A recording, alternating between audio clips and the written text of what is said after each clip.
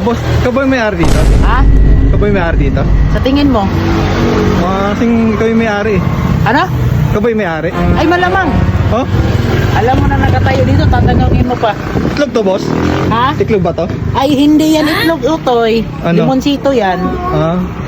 Bibili sana akong semento, boss eh. Ano? Semento. Semento? Oo. Hayop ka, ginawa mo naman kaming hardware. Ay, Nababasa mo naman sigurong sari-sari store to ah. mukha kasing contractor, boss. Ha? Mukha contractor. Parang pinaparinggan mo ako ah. Sinong mukhang kontraktor? Ay, di ba? Ano ba talaga bibilin mo? Semento nga. Semento?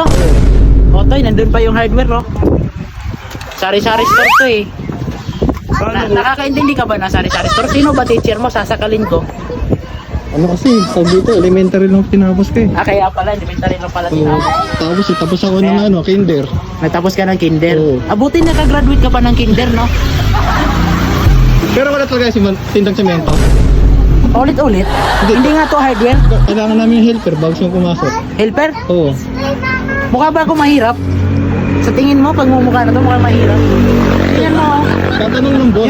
Yung tubig ko, certified, level water, tapos sasabihin mo, papag-a-apply nyo akong helper? Hindi, tatanong ng boss bago sa mo. Helper. Ano ba, bibili ka ba o magtatanong, mag-a-apply ba ako sa Hindi, inyo? bibili tapos magkanta rin ng tauhan. Tanga kaya yata eh.